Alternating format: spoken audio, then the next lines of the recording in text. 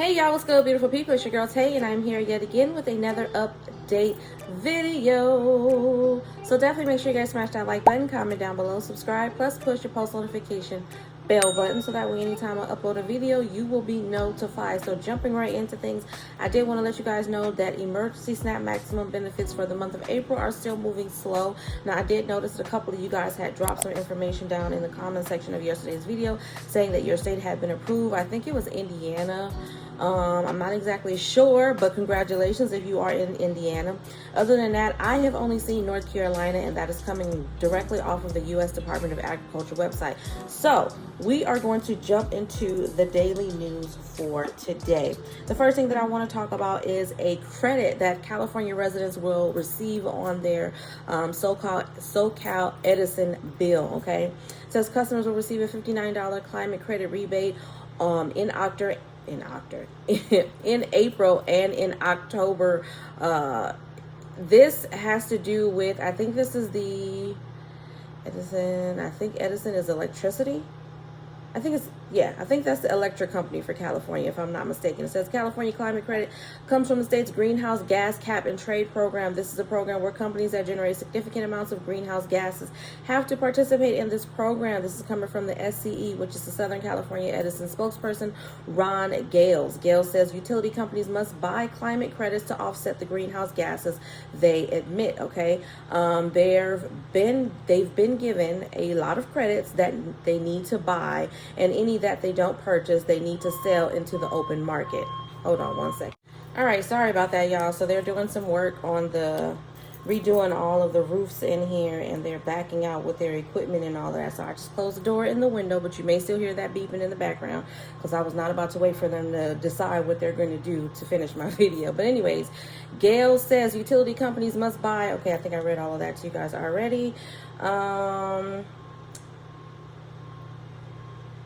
It's then that the profits that the Southern California Edison receives, that those sold credits that are then redistributed to their customers. Okay, Gail, you guys actually should have received something in the mail, because I know that I received a document in the mail not too long ago from Edison letting me know that there was going to be a credit on my bill for this month. But just in case you didn't know and you haven't received it, you're going to be receiving a credit of $59 on your Edison bill for April, which is this month, and then again in October. Okay, Gail's also wanted to make sure that customers were aware of the company's assistance programs for those struggling to pay their bills. Now, if you guys didn't know, I'm pretty sure you know, because I've talked about this several times on my channel.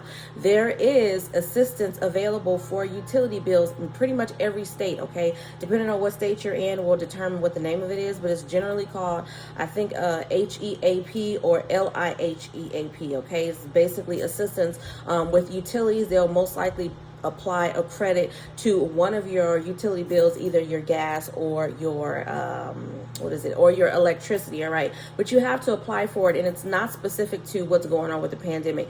These are programs that were already in place before any of this nonsense occurred. Okay, so I just wanted to remind you guys, if you are having any issues, you might want to call your provider, your service provider for either one, and say, hey, I'm trying to get assistance with my utility bills, and they can most likely direct you send you in the right direction. Okay, hold on. It says if customers qualify for certain low-income assistance programs, they can get up to 30% off of their monthly bill. There's also programs where a customer can ask for a 30-day extension to pay their bill, Gail says. Gail's listed several other opportunities, all of which he says are heavily underutilized. And I agree. This was specific to California in terms of the credit, but the utility assistance, the HEAP or the LIHEAP, is, like I said, it's in every state. I know because I looked into it. So all you have to do is call your service provider and ask them for that information. And they'll either give you a number or let you know what website that you can visit to get some assistance. Now, moving on from that, we got a little bit of something going on with Biden administration. He recently announced, or his administration announced, it will resume onshore oil and gas lease sales with higher royalty rate. Okay, so let's see what this means for us, if it means anything. This, reported by CNN, says the Department of Interior announced this previous Friday it planned to resume onshore oil and gas lease sales on federal land with a higher royalty rate for companies companies to pay the federal government. The Bureau of Land Management will issue sales notices on Monday for upcoming oil and gas projects. The Biden administration had previously planned to hold the lease sale, but paused it after the judge blocked the administration from using a metric to quantify the economic harm caused by the climate crisis, such as sea level rise, more destructive hurricanes, extreme wildfire seasons, and flooding. The Biden administration appealed that ruling and argued it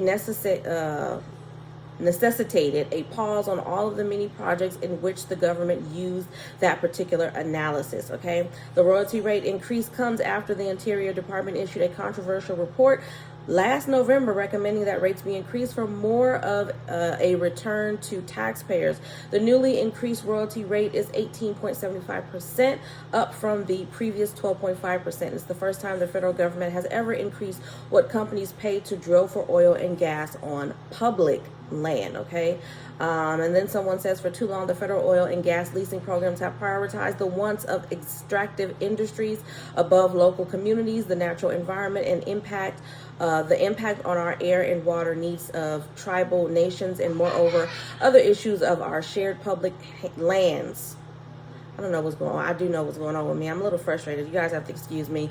I'm frustrated today. My brain is all over the place. Let me try this one more time. It says, for too long, the federal oil and gas leasing programs have prioritized the wants of extractive industries above local communities, the natural environment, the impact on our air and water, the needs of tribal nations, and moreover, other uses of our shared public lands. Okay. Interior Secretary Deb Haaland, I'm not sure if I'm saying that right, said in a statement, adding that the department would begin to reset how and what we consider to be the highest and best use of American resources. The Bureau will offer around 173 parcels on roughly 144,000 acres of federal land, which Interior said is an 80% reduction from the acreage originally being considered for leasing. Interior said it reduced the amount of land being offered after robust environmental review and engagement with the native tribes and local communities. So they're trying to do something on behalf of our climate and our environment, and I'm glad that they are. There's a lot more other things that they could be doing, but my fear with some of this stuff, not all of it, with some of it, is the fact of they say that it's going to be better for us, but I don't know. I just feel like this, some way, shape, or form, ends up affecting the American people financially in some way. Okay, I can't give you the specifics on how that's going to happen, but in some way, shape, or form, it almost always ends up impacting us. Okay, moving on from that, this news was reported 4 days ago, and I'm sorry that I'm late, but it says 3 toddlers were hospitalized after eating goldfish crackers laced with THC, police say. 3 toddlers were sent to a Virginia hospital after showing lethargic and uncoordinated behavior, as well as glassy, bloodshot eyes, the Stafford County Sheriff's Office said Friday in a post on Facebook. Authorities say the children, who were all 1 year old, exhibited symptoms of THC exposure. Okay, how did it happen though? Hospital staff tested the children and confirmed that they were exposed to the psychoactive compound. Authorities say that they all attended the same daycare together at a home in Windsor Forest. While searching the daycare, authorities found goldfish crackers around high chairs for toddlers. They were sent to the lab for testing, which confirmed the presence of THC. The sheriff's office said Child Protective Services was called, and the daycare voluntarily gave up its license. Officials said, something more than that needs to happen. The owner of the daycare is 60-year-old Rebecca Swainer, surrendered to police on April the 14th. She's being charged with 3 counts of cruelty and injury to a child. Swainer was released on a $2,000 bond, and that is all the information that's available. Y'all let me know what y'all think about this. This is in Virginia. She's 60 years old. Now, I don't partake of anything other than junk food, fruits, veggies, the regular food. I don't smoke, you guys, and I don't drink. I'm a square in that. Okay, I have the utmost fear when it comes to any and all of that. So I don't, but I am aware that those certain aspects of like THC or whatever, I don't even know how to say it. I do know that they have like little gummy bears, and like they turn those things into other treats that people can eat for whatever the reason may be, because like I said, I still don't understand it. I don't care too much for it. I'm not judging anybody. It's just not for me. But here's my thing. everybody has a right to do whatever it is that they want to. I don't agree with if this is if, because they haven't mentioned anything about her actually. I'm wondering if she did it on purpose or if it was an accident. Maybe she bought those for herself. Maybe that is a snack, you know what I mean? Like the brownies that has a little something, something in it. Maybe she bought those for herself and by accident got them mixed up with the regular goldfish crackers. That's what I'm thinking. When I first saw this headline for this article, I thought that it was a recall, to be perfectly honest. I thought it was a recall from the actual goldfish cracker company, and that maybe they had made a mistake some way, somehow. Now we're saying that it's actually a daycare that wasn't paying attention and fed the babies the green stuff. I mean, 3 counts, and then she gets released on a $2,000 bond. It's like stuff like that that really gets under my skin. I'm not going to go too deep into what I'm feeling, but those of you guys who know, you know. But I just feel like if this was any other situation, any other type of person, that the consequences of that would have been way worse. Now, I'm pretty sure she's going to have to go to court and all of that, and who knows, she may end up in jail. I think she should, because she wasn't paying attention. Whether she did it intentionally or not, this is a lesson that needs to be learned. You know what I mean? Like I said, I like to give people the benefit of the doubt, and there's a really big possibility that maybe she just wasn't paying attention. Like I said, maybe she had those crackers for herself for her adult time when the children are gone, and she mixed them up. I don't know. If she did it on purpose, then that's even worse. But y'all let me know what y'all think about that down below. And that is one reason why I don't send my kids to childcare. I never have. I always try to make it a point to stay at home and be a stay-at-home mom. Now I'm trying to be a stay-at-home mom as well as getting her work on and hustle and all of that. But that is one of the main reasons why I fear sending my children to any type of daycare, because you never know what's going on. You just never know. You know what I mean? Moving on from that, we still got a little bit more time, so I'm going to head over to another news source. There was some information over there that I wanted to share with you guys as soon as I can find it. Checking one more time while I'm here as it pertains to emergency SNAP maximum benefits. Like I said, no additional states have been approved for May that I'm seeing. I'm looking at it right now. It is exactly 1:11 p.m. So at this time when I'm looking at it, there are no additional states that have been approved for May benefits. Okay, if you guys want to hear the payout dates for the states that still have yet to pay for April benefits, I did do that in yesterday's video. But as of today, I'm only seeing North Carolina for May. Okay, moving on from that, hold on. Where is it? Where is it? Where is it? Okay, jumping back into California news. So we know that Newsom is preparing basically to do something because of the high gas prices. There's just been so much controversy going on as to how he should do it, when he should do it, or whatever the case may be. So I'm just going to read you guys the most updated information as it pertains to that. It says more than a month after Governor Gavin Newsom pledged to give Californians money to offset rising gas prices, he and state lawmakers have yet to find common ground on the most basic details of the plan. Who should be eligible for the refunds and how much should they receive? The governor and legislators also disagree on big picture questions of how much of California's record tax revenue should be sent back to residents and where refunds should fall in the hierarchy of other needs in the state.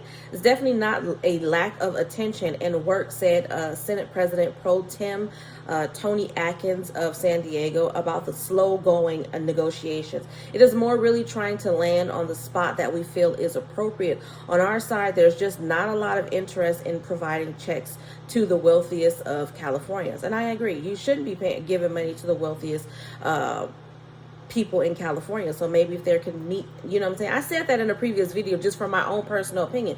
No, you should not be giving money to wealthy people. They already have it, okay? I agree with that 100%. I don't see why that should be an issue unless, of course, there's a person, which 9 times out of 10 there is. Majority of these politicians are wealthy. They fall into that 1, 2, 3, whatever percent it is. So if there is any pushback in it when it pertains to who should be eligible as it pertains to rich and wealthy people, then I feel like that's probably why there's a pushback, because those rich and wealthy people are saying, hey, I want a piece of that pie too. Gas prices in the state are beginning to drop from highs this year, but $5.73 average price of gallon of regular unleaded fuel remains $1.79 higher than what Californians paid at the pump 1 year ago and $1.65 above the current national average, okay? With higher transportation costs increasing the price of food and other goods, state leaders hope to reach an agreement soon and get funds out the door to residents, hopefully by this summer. I said that to you guys. I said I don't see them getting this out anytime soon. Most likely it's going to be around June, July, which is the summer. It says yet little progress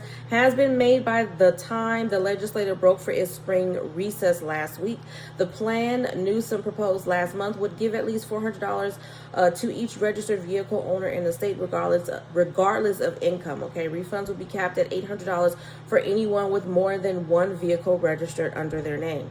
His office also released a proposed legislative language last week on the package of full price relief bills that include $750 million in grants to public transit agencies to offer free fares for 3 months, elimination of sales tax on diesel fuel for a year, and pausing an increase in the excess or excise tax on fuel that is scheduled to take place in July. So we've got a lot of conversations going on, and they just don't know pretty much where to stick the pen. Okay, and I would say that I get it, but I don't. It's very, very simple. All you need to do is focus on the people who need it the most. I've been said that I don't think that them giving it to people who have a registered vehicle under their name is not really a good option as well, because there's a lot of people that are still struggling with transportation costs, even if they use public transportation, that don't have a vehicle. So I think that they should be included into that legislative conversation, period. You know what I mean? Whether you have a vehicle or not, whether you have a registered vehicle or not under your name,